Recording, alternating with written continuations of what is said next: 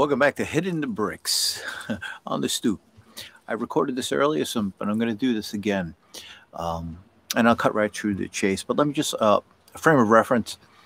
I was on a webinar with Citizens for Free Speech and hosted by Patrick Wood of Technocracy News and Trends, technocracy.com. And he mentioned something regarding COVID-19 that put a finger on a factor that is important. And this is the factor. When declaring a war on a virus, the war on COVID-19, the war is on you, because the virus is not out there in the world. Well, it is. A virus exists. And another thing, it is it's an organ. It's a living thing, a virus. So now the virus is in a human being. So now the war becomes on all human beings. Now this is a justification for total surveillance of a biometric sort, right? But because biology is a threat now. Anybody who is alive can have a strand of, can contract the virus.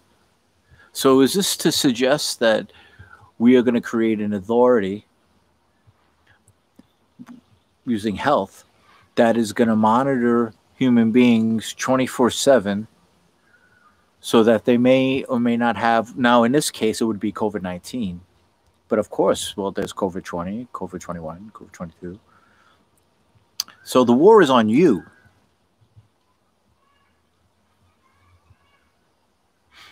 This is what the situation is.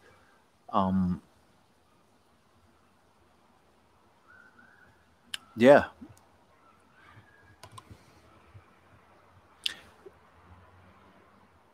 All of the COVID-19 guidelines and now mandates are unconstitutional. That is the fact. The First Amendment, the freedom of assembly, has been dismantled. Freedom of speech. I mean, movement, the freedom to move freely. So here's what the situation is, right? The situation is that there used to be, at one time, there was a social contract. And it may have even been, I'm pretty sure, it was put down in legal terms that life could not be patented. Life or an organism, there could not be ownership of that property. That's why we have intellectual property, right? Life, because inalienable rights endowed by the Creator is not only something written in a piece of paper. It means that all life is before we get involved with it. So I may be going down the road a little bit, but so by law, we weren't allowed to patent or own life or any living organism, never mind people. So from what I understand, there was I believe it was an oil spill, and there is a bacteria that naturally eats or breaks down oil. Now, I may have the details incorrect, but this is pretty much how it went down from my understanding. So what took place was there was a scientist that says, well, listen, we have this bacteria that can do it. And then a company got around him, and then they patented this organism.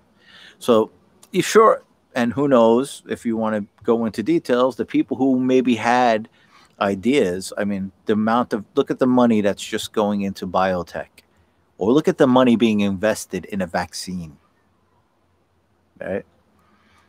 The regulation of the human body. How much money are people going to make for biosecurity, to just for the money of who is the IT guy, who's going to store all the information for all the test results of COVID-19, the contact tracing. There's going to be a whole, and they're developing these technologies all around the world. And this is the problem. They're not American. But we're going to hand over total surveillance of our people to a foreign nation's cybersecurity, health security contractor company. This is what's taking place.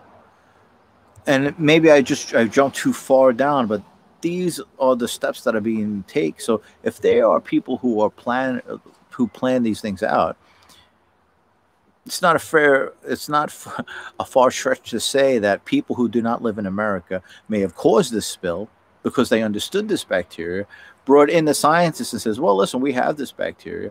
They patent this thing and say, okay, we opened the door. Because this is why we have principles. And we've forgotten this. Principles are set because you cannot step over that line. Because that is why our system is set up the way it is set up. Principles of freedom have certain principles that you cannot go over because people will run amok. Even if they're unaware. Because we have forgotten, remember, never forget. Never forget shouldn't have been about 9/11. It should have been about the Revolutionary War. Never forget that we had to fight a crown and divine right for our freedom because we were subjugated. We were subjects of a queen and a power structure that had rule of law over us, we the people. This is what is happening. And they're doing it through health. So I went a little bit farther around, but this is what is being implicated, right? The step over the line was that organisms could never be patented, owned. Because once you patent and own it, then it is outside. It's outside the checks and balances. Anyway, you understand. You can't own life, it's like owning parts of people's genome, because then you could take control over people. It's the step of owning life. You cannot own life. Since this is insanity that we're at this place. And here are patterns related to this, how people who are controllers and outside the bounds of the United States of America are using this to subjugate the United States of America. Because we are the last pillars, the last stronghold of freedom. Otherwise, the whole world will be subjugated. And I'm going on a bit. But preemptive action, the war on terror, right? We had there was a principle that we should not take acts of aggression against anyone. But they were Bethlehem Doctrine, written by, I believe his name was Daniel Bethlehem, who worked for a time with Netanyahu in Israel, then for Tony Blair in England. They stated that if there should be a man around the corner with a gun, then it was our duty in self-defense to take aggression against that, right? It was called imminent threat. But what is clear to this point, what has happened, is that they have redefined those terms. And how did they redefine those terms? That imminent threat could be that if there's a think tank and they understand or they have a theory that there may be a threat in the future without a definite time, definite place, or definite person. Well, they could say it may the possible group. That is from a possible group, right? But it is put down in as a theory that could be considered as an imminent threat and that preemptive action can be taken. Now look how this is, once you take that one step over the line of a principle, this is where we go. So now today we live in a world where there could be think tanks all over the world. All they have to stamp on it is imminent threat.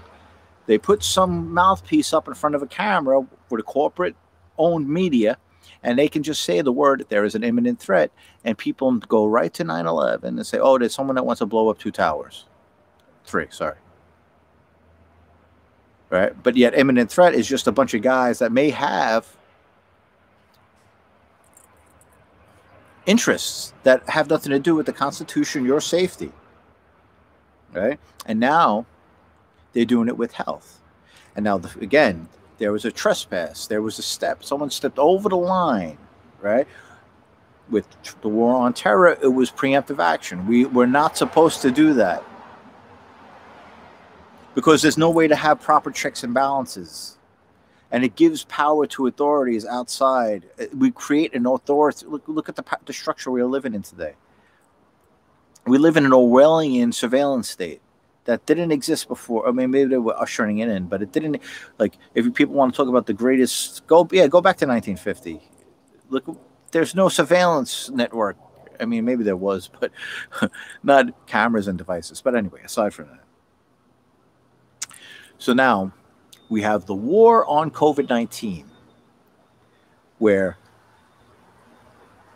people have been they have closed businesses down where people own the property. I know business owners in Brooklyn, New York, who own the buildings that they operate their business in, and they were told to close it. People who, my body is my property. These are terms being redefined, and it is not us redefining them. And these are the roots of the basic principles of the Declaration of Independence and the Constitution. And the Declaration and the Constitution do not make these things so. They are immutable laws. They are natural law. This is what was being declared. Not that there were men writing new laws that we were going to fight and protect to, right? That one side's going to argue it. No, we got back to the roots of freedom, inalienable rights endowed by the Creator, before separation of church and state, where it does no guy, however it's done with rattling beads or flying on a carpet or parting the seas or whatever, the charming snakes, or standing in front of a pew with good people. That is a practice and a worship that has nothing to do with inalienable rights endowed by the Creator. Separation of church and state means if you want to do snake charming, or if you want to just have a nice Bible study group, fine. But that has nothing to do with government. You have no say over what someone else's property, which is their body. This new health authority, which starts years ago,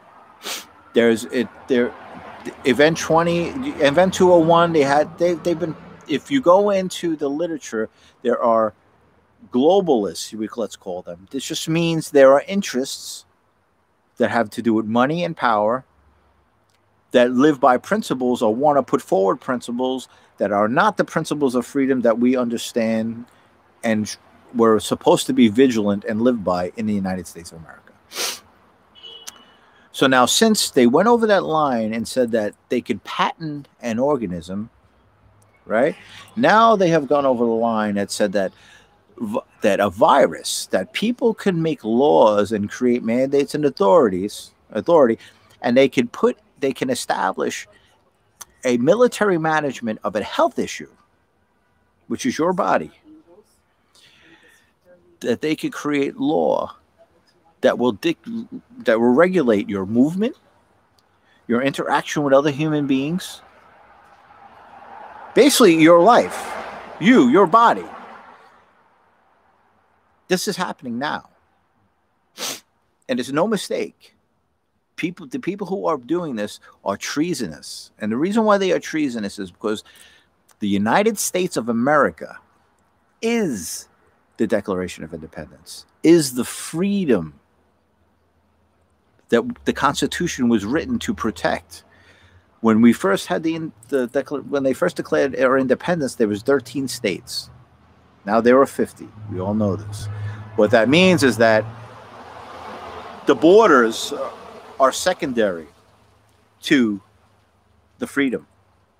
Our economy is secondary to the principles of the Declaration of Independence and the principles of the Constitution. They have turned this on its head. You cannot take away someone's inalienable rights now in the moment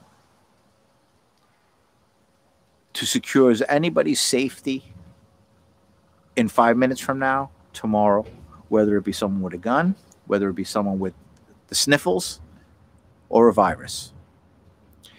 We cannot create rule of law over a virus. We cannot allow authority groups to become the authority in regulating and managing viruses, because it's an impossible task, and no one has rule over life.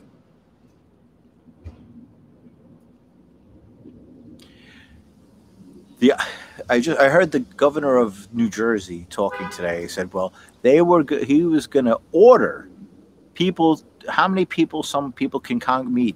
This is the freedom to assemble.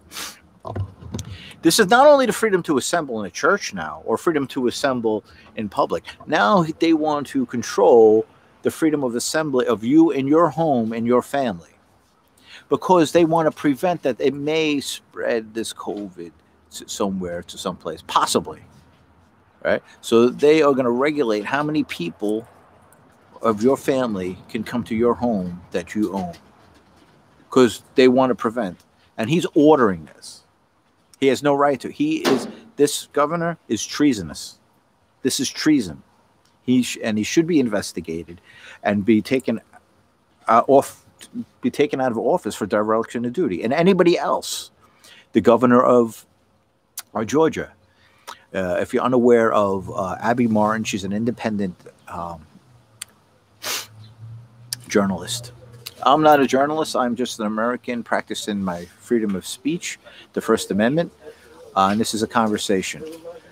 So Abby Martin was invited to Georgia Southern University, I believe. I may have some of the details wrong, but again, this is just a conversation. I'm practicing my First Amendment, talking to whoever wants to listen to this. I'm still having a conversation. So Abby Martin was invited to speak at this university. She was paid a fee because she is a professional. That is her career, or a profession of choice. She just happens to be independent. She went to the university, took the time out to go to this engagement, and prepared however I'm sure she prepares. And when she got there, a representative of the university asked her to sign an oath, or to sign a contract in which she would agree never to not speak about Israel.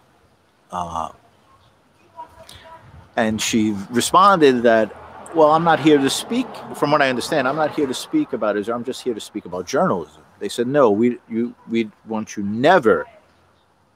can never speak about Israel. And she says she refused because obviously it's her First Amendment. So now she brought a lawsuit against the state of Georgia. And what has come out since is that not only was she, any independent contractor in Georgia who was getting licensed or had to get licensed to do business in Georgia needed to sign this oath. It was initially anybody who with business in, I think it was $1,000 or more, needed to sign this oath. And then they bumped it up after this situation with Abby Martin to $100,000, as if it makes a difference. Why would you have to? Why just the act of asking someone to take away their First Amendment right in regards to another nation is treason. Because the United States of America is the Constitution, is the Declaration of Independence, and we the people are that, because we embody that. We embody freedom. That is why they are attacking a virus that is within us. Because just like the war on terror, a terrorist can be changed to anything. Virus, the word can be changed to anything. What is being attacked is your inalienable rights as the virus to their control.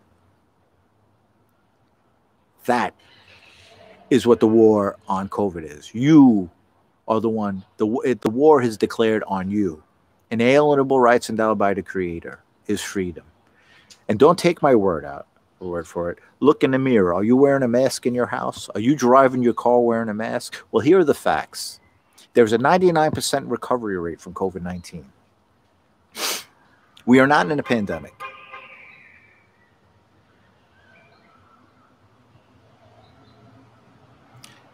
The war is on you.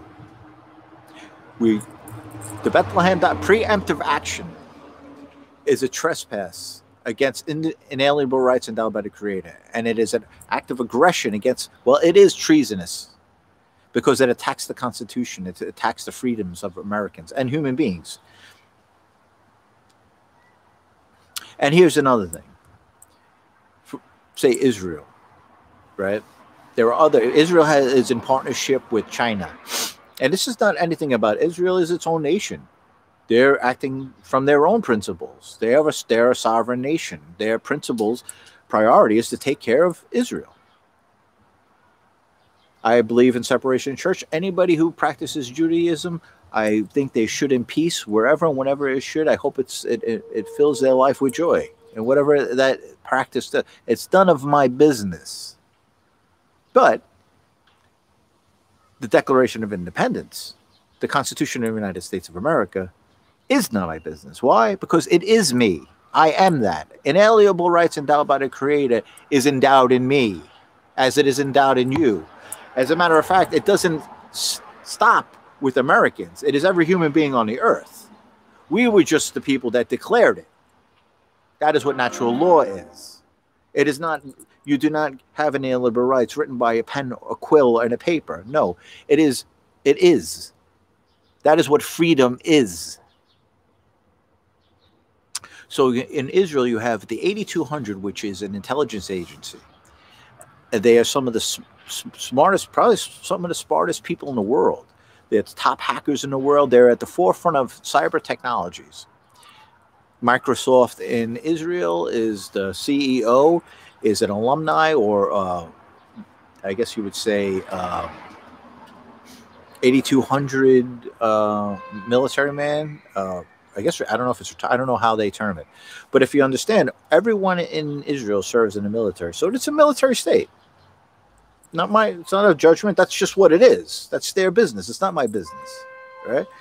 So the 8200 are at the forefront of cyber technologies. And if you read the Times of Israel, they're all going into health. Because cybersecurity is preemptive action.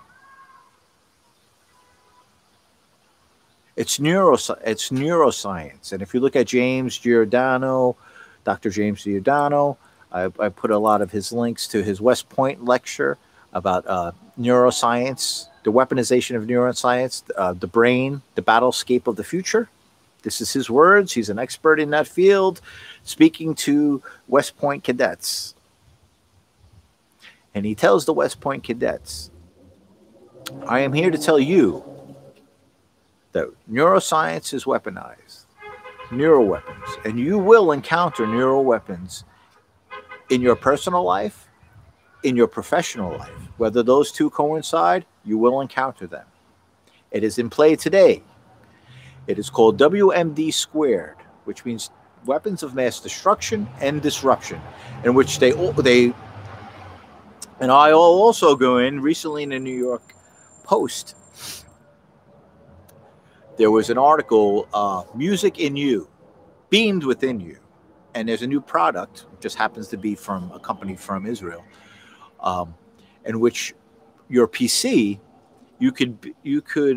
there is a element of it that if you're in a group of people and for some reason you don't want to wear headphones or you don't want other people to hear, you could have the audio beamed into your head.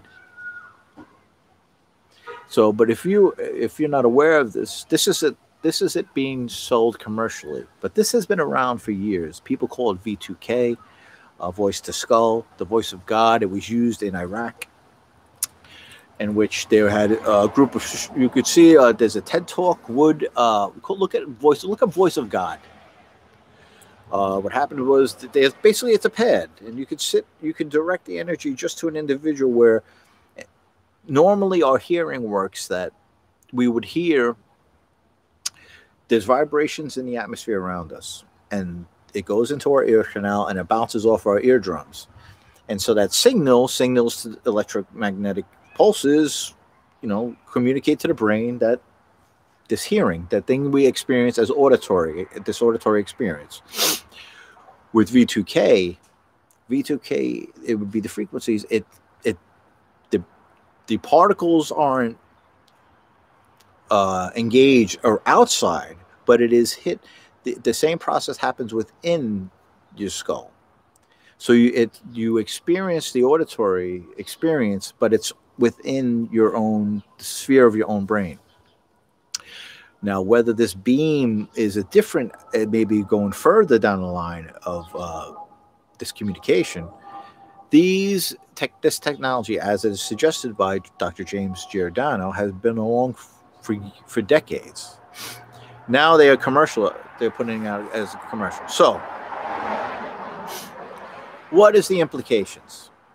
Preemptive health. That people, it's like your car, right? Your body is your property. No one has any say unless you do something to harm someone else. See, but this is where it can be said. They could say, "Oh, well, if you have a disease and you're not taking care of it, you may infect people." Well, that's too bad. Then you need to stay away from that person, because what happens, just like terror, war, any kind of preemptive action, that can be where you have good players, right? But when you have people that have agendas, that person can be singled as a terrorist and not be a terrorist. Or say someone can be singled out to have COVID and not have COVID, right? It's a way of regulating people, human beings, that is unconstitutional. It's just a different way of, it's a different hat they're wearing of totalitarianism. You know, it's like the Nazis. They'll have a different salute. You know, Hitler will have a curly mustache instead of the little thing in front of his face. And he'll be wearing a lab coat or a doctor's white coat, you know, the health authority. That's all it is. They're just changing coats and names and words. It's the same process. And this is not my opinion. Look, but this is... A virus is an organism. It's a living thing that people get. And our body actually fights it off. The fact that people die of old age because the body as an organism no longer is engaged with this whole world, this whole biology that is, we call the earth, that we engage with. We have these words, right, that we engage with. And we deal with, our body is fighting off viruses, colds, the elements. That's what life is. It is a part of, that is the engagement of life. There's no separating a virus from life. Now, if someone is old and a virus, they can no longer fight off the virus and they die, that is the end of life. If somebody has a secondary condition and fights it off at old age and dies, that is the end of life. That is what life is. It's not like a thing. We're not born with an old age clock where we grow to an old age and then some, like, God's up there with a switch and turns the, okay, he's done today and turns it off. No, our body is living within a biological sphere that gives us everything we need. But we're so removed from what the actuality of life is that people who want to control everything are putting names on it. Now they're going to control your body. Moderna is a biotech, right?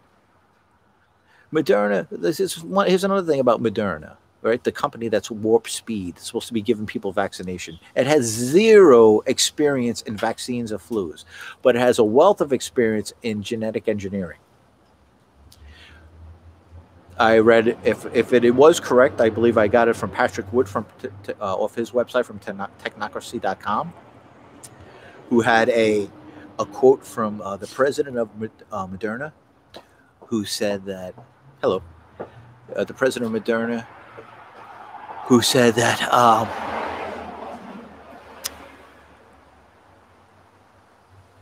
that the vaccine is the first of its kind, and that will target the DNA, and that we may actually be able to upgrade it. I mean, it's a temporary vaccine, but we may be able to upgrade it. So this is biotechnology. Now, again, that's fine. Why should I trust Moderna? I don't trust Moderna. So my government cannot mandate me to put something in my body from, and the hospitals, it's a corporation. They have no place. They are not a part of the government structure of checks and balances. It's a business. There used to be doctors that had would come in and say, "So go and they would help you stay healthy." And the MBA system, the health insurance companies made a business of this. You look at certain areas like Staten Island. It's an economic hub of certain areas, and they have maintained a lot of power. And some of these corporations, through the Homeland Security, private-public partnerships, have their own security. They have, like Northwell has partnerships with Israel with cybersecurity.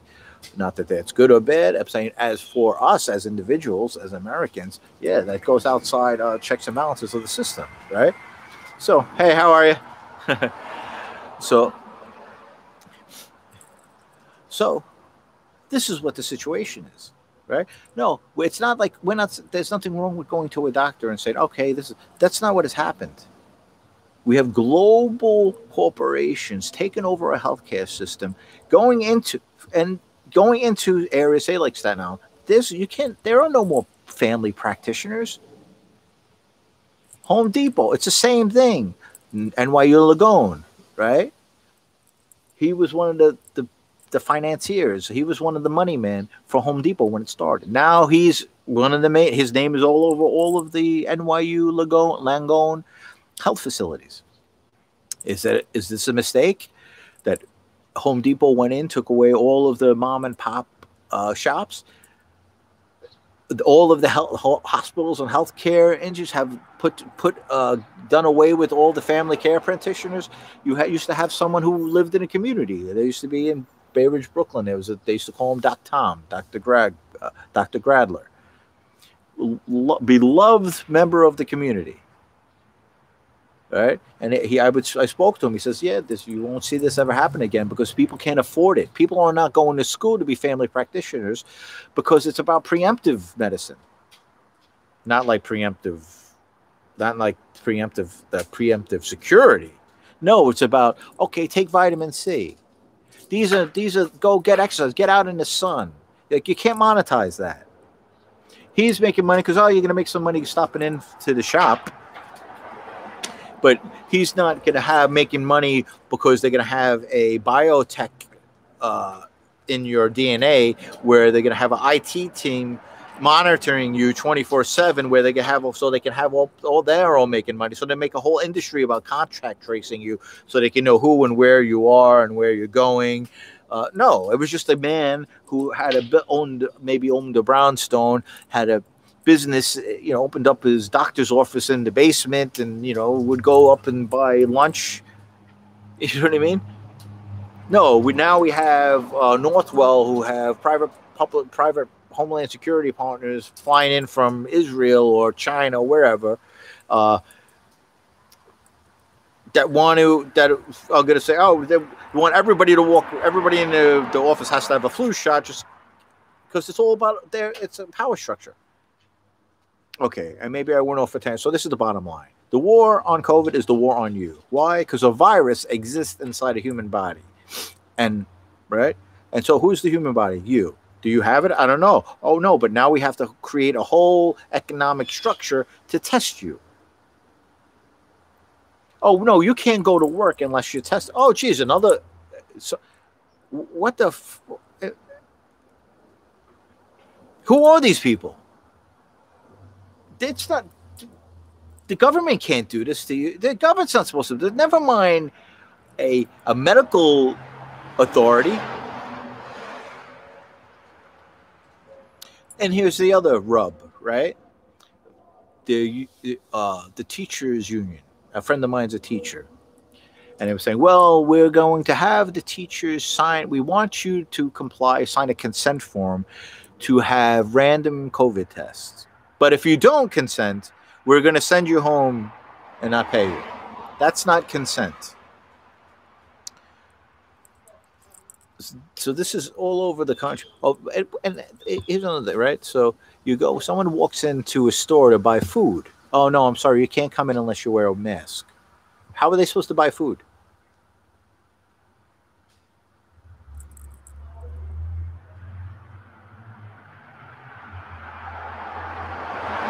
If you have a secondary condition and you're concerned, well, then you should take the precautions you need to take and stay home. And people are courteous. And the people who aren't, they're going to be crazy either way if they have a mask on or not. If someone's crazy and wants to hurt someone, they don't need to be, it doesn't matter if they have a mask on or not. It's like wearing a mask is like being part of a religious order where you have to, for the religious order says you have to do the chicken dance before you step out the door. You have to put earmuffs on. You have to wear earmuffs every day except for Wednesday. Why? Because God said so. But God is not, whatever your religion is. No, God now is the health authority.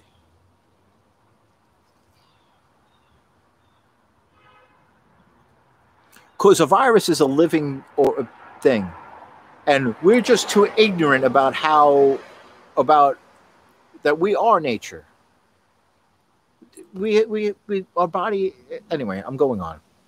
So the war is on you. If there is a crisis, such as we worried that the concerns that there is a pandemic, it is very reasonable that everybody should stop everything they're doing. We get the factors on the table and decide what the rational, reasonable steps are for the safety of everyone. Right? That was done. And the people who have come out and said, no, this is not a pandemic, that social distancing does nothing to prevent the transference of virus, even if COVID-19 was as serious as it is said to be, wearing a mask does not deter the virus because it's aerosol. That a governor, like the governor from New Jersey, would tell a family, you can only have 10 members in your home. What if one of the 10 members have it? And then they go, what if they go to that house and then they go visit the other people at the other house that only have 10 members, and then they go back because they wanted to see their family. So instead of having all the 30 people in the one place, there's 3 different houses with 10 people in it. And so the one person says, I'm going to go visit Bob. And he goes over to visit Bob that has 10 people. And he says, hey, how you doing? Okay, then they go and visit Jane. And then they go back. And then, he's the one that met everybody. Everybody has a virus now. I mean, it's illogical. But that's what they're doing. To control people, you limit their understanding of what the structure is. This way you can control it. And this is what they're doing. And they're going to tell you on Thanksgiving how many people you can have in your house.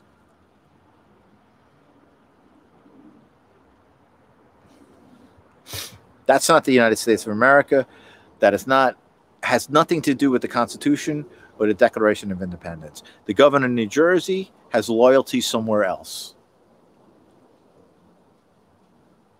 His loyalties do not lie with the principles of the Declaration of Independence and the Constitution. He's a traitor to our country.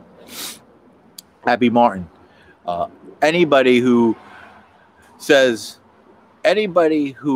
the governor of Georgia, I believe it was, anybody who writes law to